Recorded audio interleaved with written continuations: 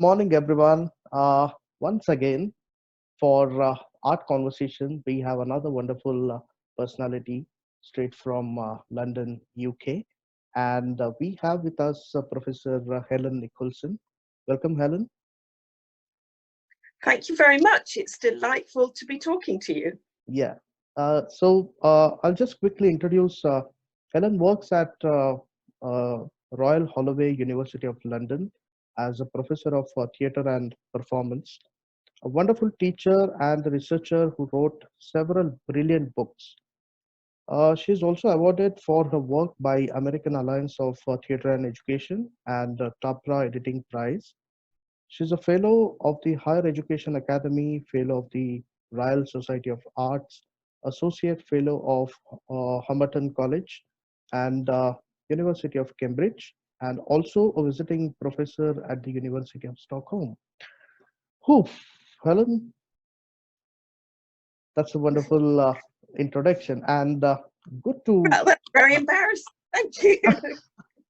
Not really, not really. You have really done a wonderful job. We read your books, we refer your books, and I think that made our practice quite matured in a way. So thank you very much for that. Thank you. So you have wrote a lot about applied theatre. So we'll start with that. So very basic thing, I would like to know what exactly applied theatre mean to you. Well, it's a very good question, and I think my view of it has changed and evolved over time. I think when I wrote my book in 2004, applied drama, I don't really distinguish between applied drama and applied theatre, then it seemed like a relatively new term. It was a term that was coined in the 1990s. And it felt to me that there was a real need to engage with all the kinds of practices that were undertaken for communities, with and by and for communities. And there wasn't really an umbrella term that brought together things like reminiscence work or theatre for development or theatre education. All these kind of terms were very separate. But it seemed to me that there were some common intellectual and creative strands that ran through all of them, and also some distinctive differences. And why I was attracted originally to the term was it seemed to me to provide an opportunity to really think through what the political consequences were of a variety of different sorts of practices. So at the time, I think it served a useful purpose. I think it was also very helpful in universities where it originated, because it gave us a way to think about the different ways in which practices could come together. Right. So the very distinctive practices, but also really there were commonalities too. And it gave us that opportunity to think through what they might be in terms of our teaching as well as our research. Right. I think over time it's evolved, and I think when James Thompson and I were both writing our books on applied theatre around about the same time, our first books, and I think at the time it really was an intention to define an area, to really kind of raise some critical questions about what people were doing.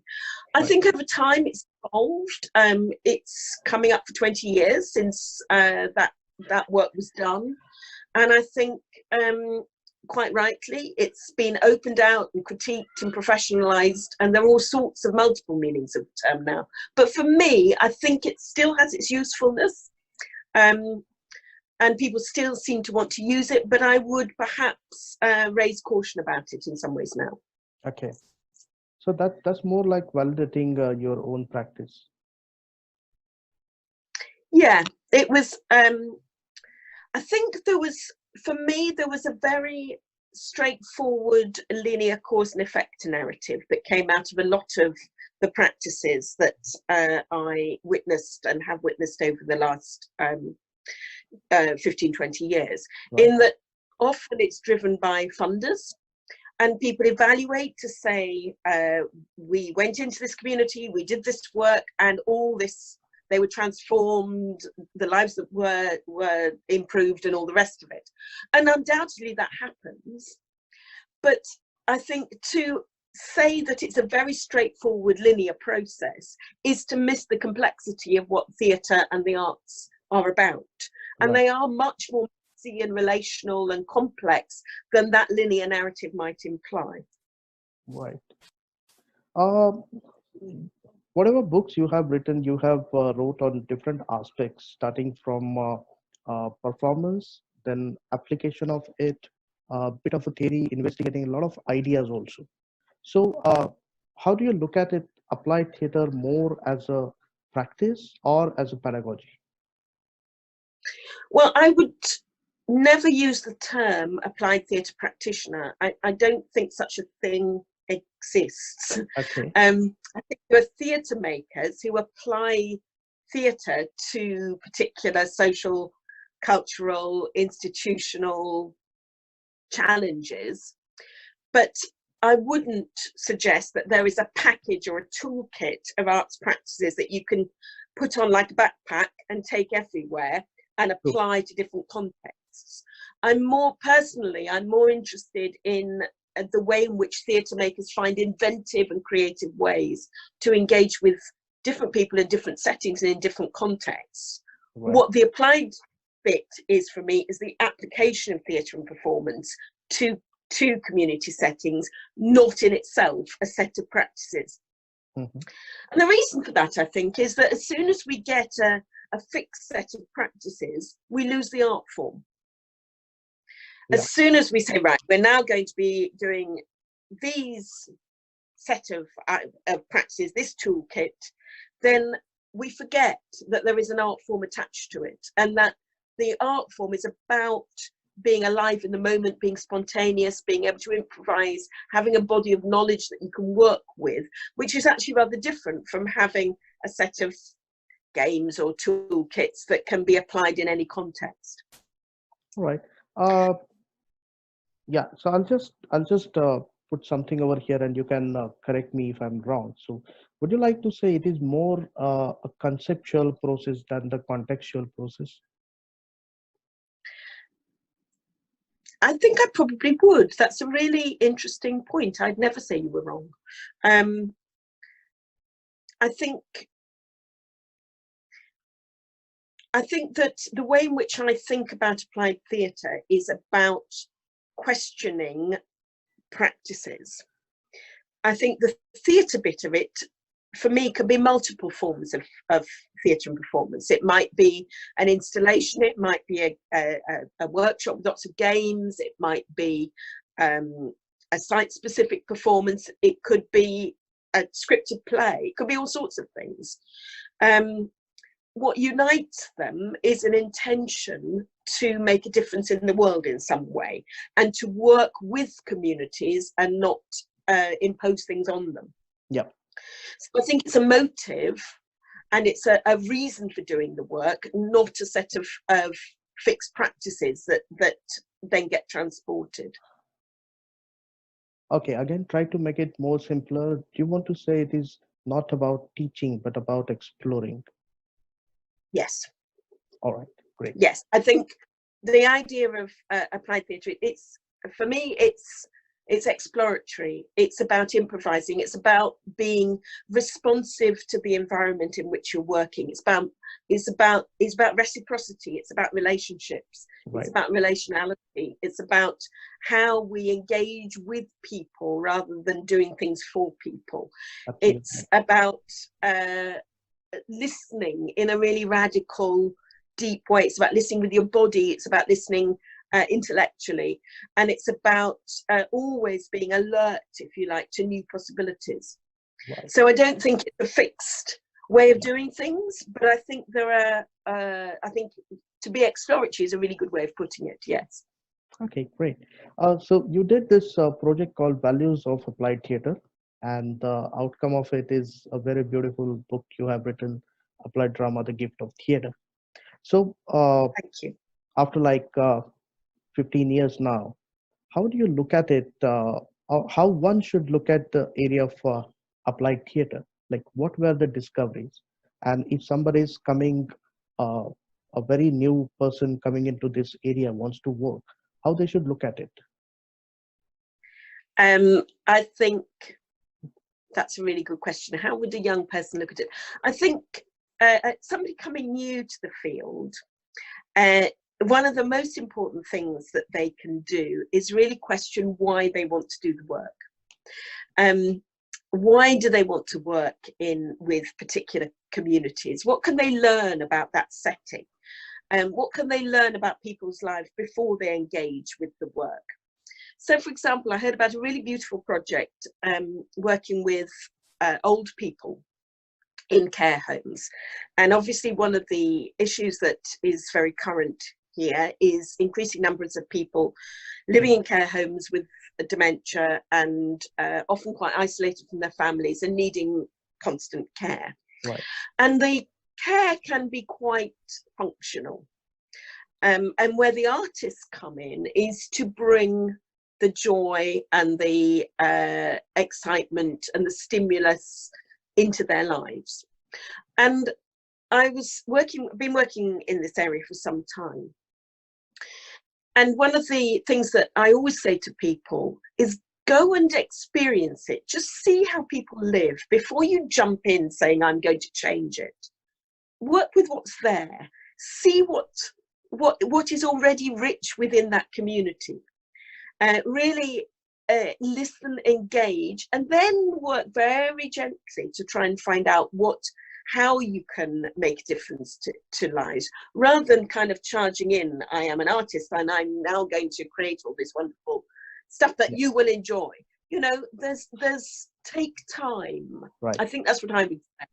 So there was a lovely example of a lovely project where two young artists went and just lived in a care home with older people. They were artists in residence, literally living alongside the old people.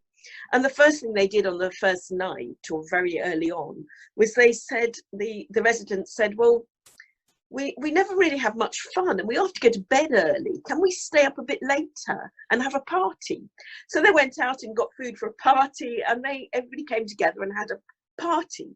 Now, that was being responsive. It was listening. It was really tuning in to the place where they were living. And I think that would be my first piece of advice: tune in.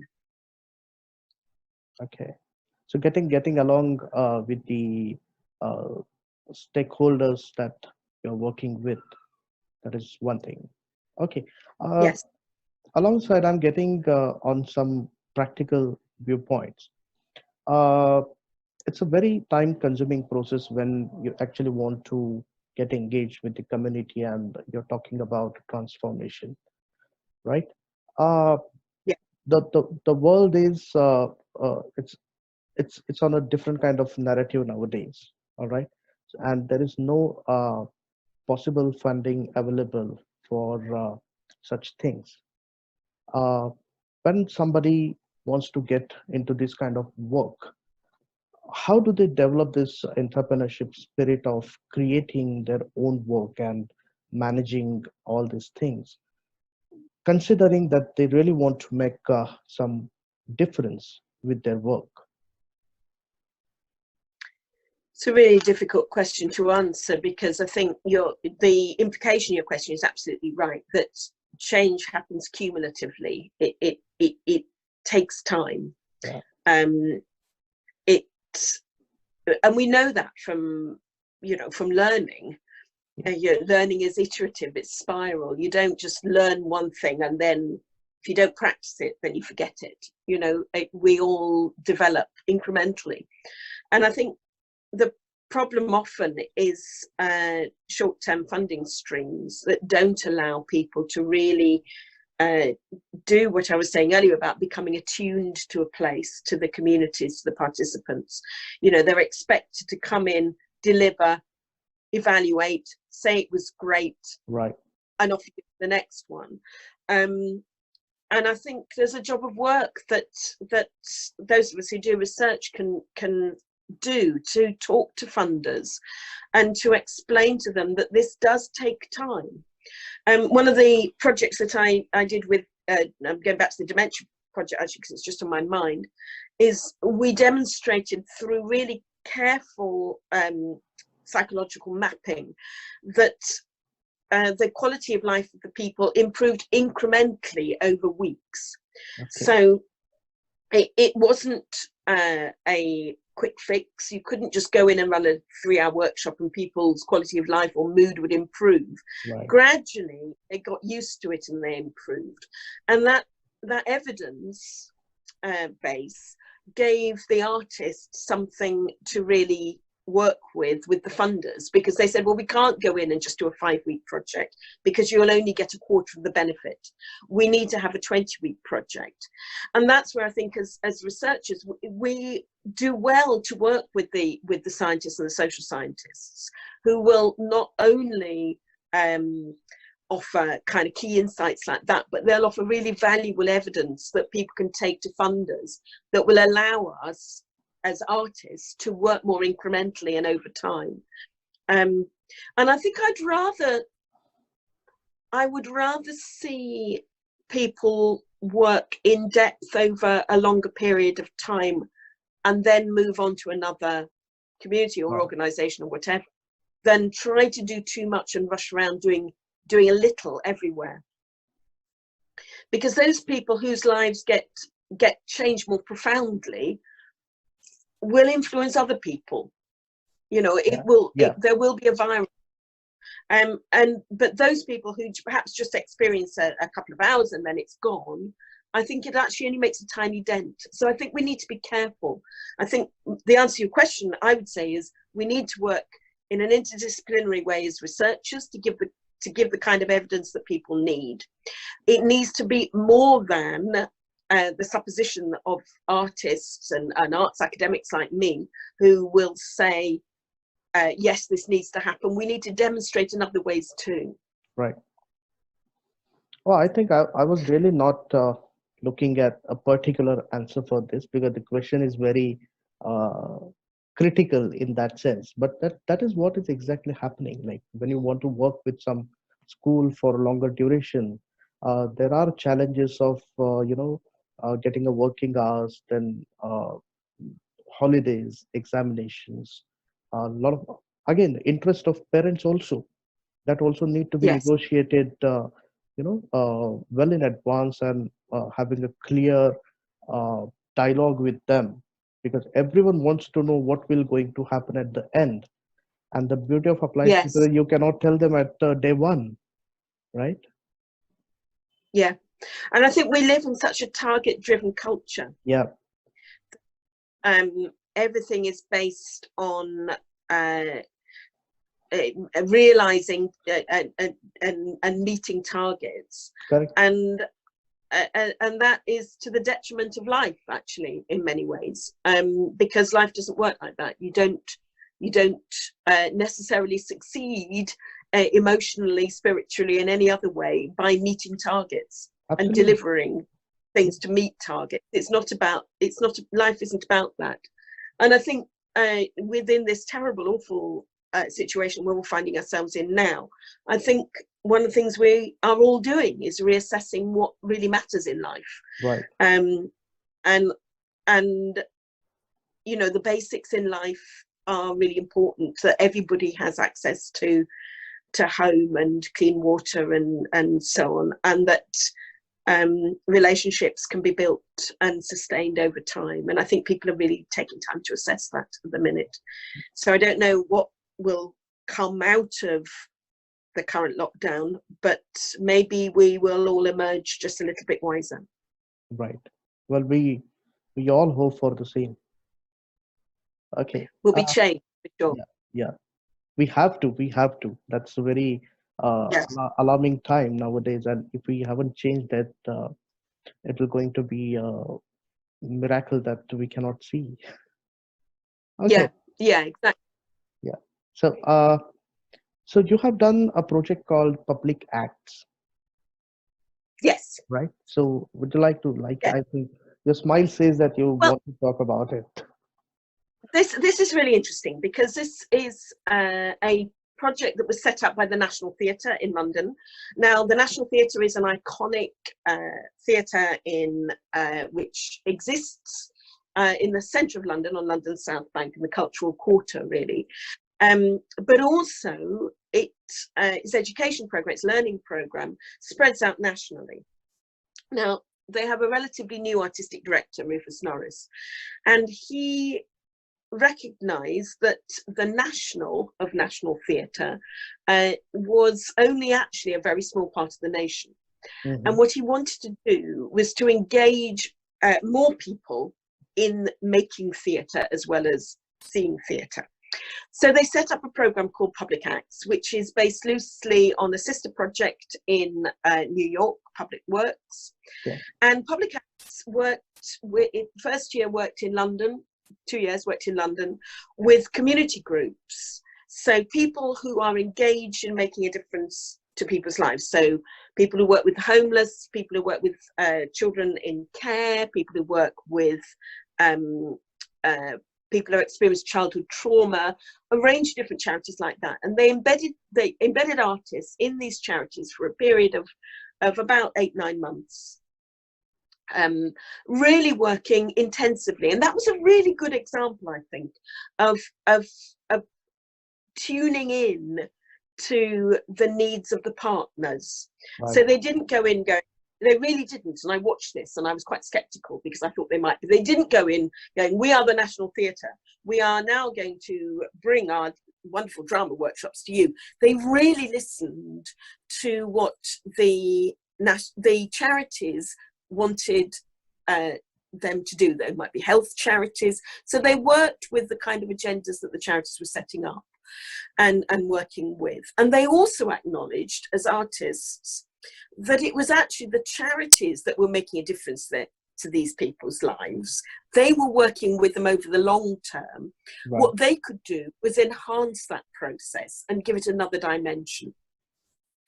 So they did this. I was leading the research on it, and the first year they did a spectacular production, an adaptation of Shakespeare's Pericles in the Olivia Theatre, which is one of the largest stages in the world. Mm-hmm. And I think it was joyful. And what it reminded me of, and this is something that James was saying on your other recording, is actually theatre gives people the opportunity to have some joy in their lives, to escape from some of the troubles that they face.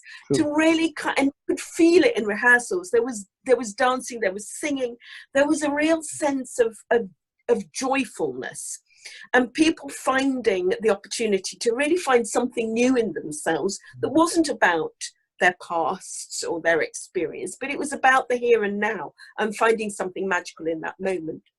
So and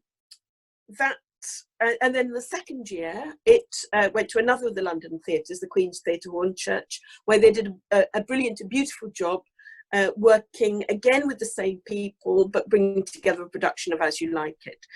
And it's interesting when I talk about this project, because people, when they hear the National Theatre is going out to work in communities, then they assume, some of them, that it's a slightly patronising process, that they are assuming that they are doing something new, which has actually been done in many different ways over many different years. And actually, I've not found that. I found there's a real humility amongst the people at the National Theatre who recognise that the only way in which this theatre can really be national is to engage with people in communities who don't turn up to watch plays in their very expensive seats.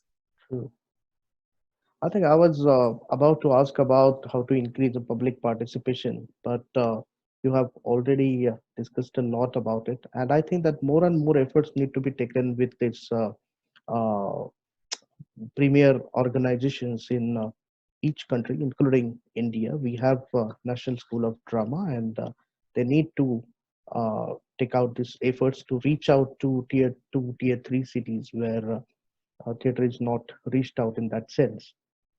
All right. Yeah. So I think coming to an end, there is one question which I'm asking.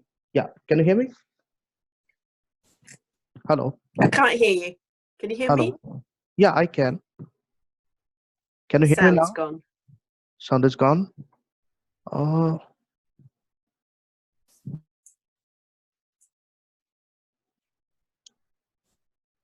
Can you hear me now? I can. Yes, thank you. Okay.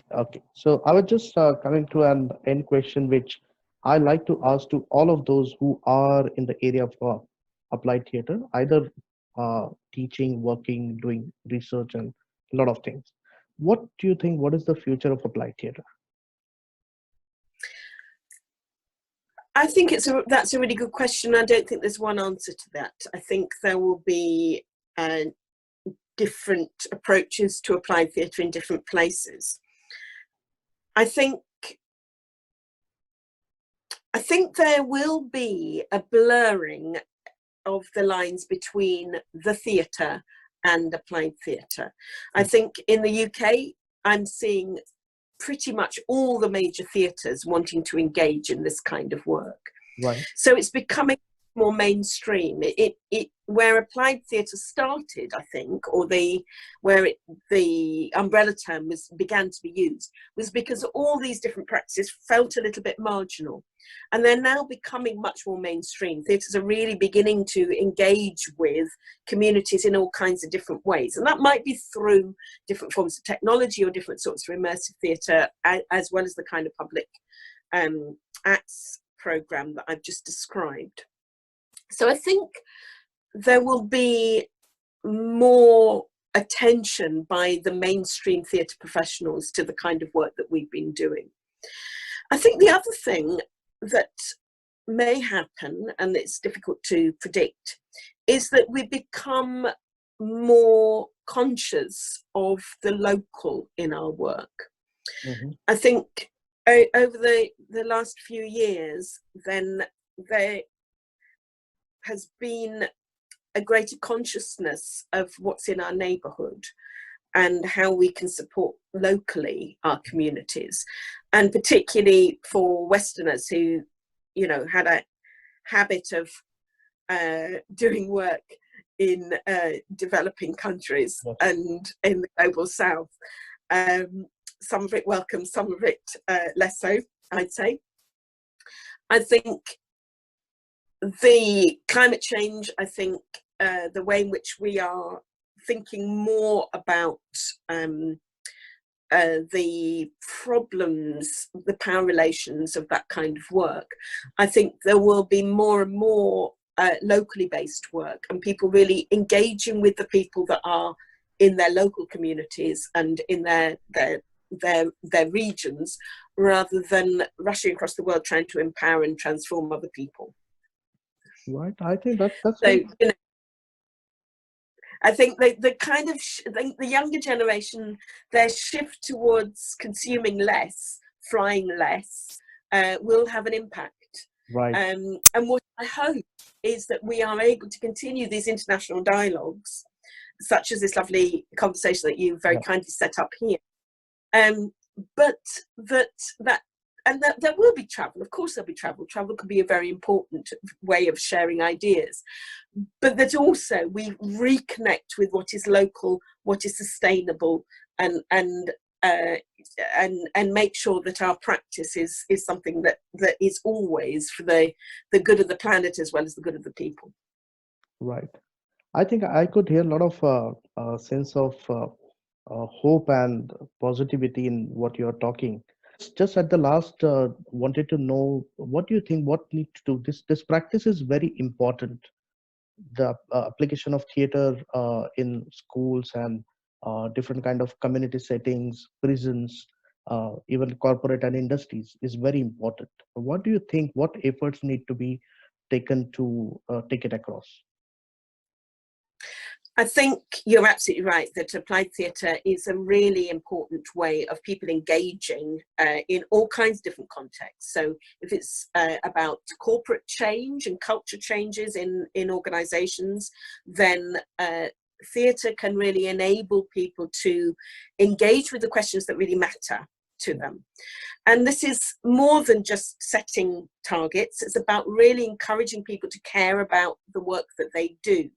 And that might be the same in a care home for older people, or it might be in a prison, it might be in all kinds of contexts, but it enables people to really find out and work with and explore why they do the work they do and how they can make that work make a difference to others. Right. It's a creative way really engaging with different kinds of questions and challenges that we all face, both in our work lives and in our daily lives.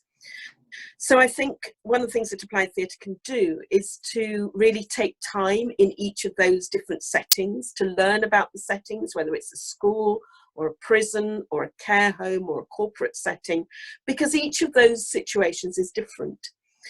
And not only is a prison different from a school, different from a business, but each school is different and has got different cultures and ways of working.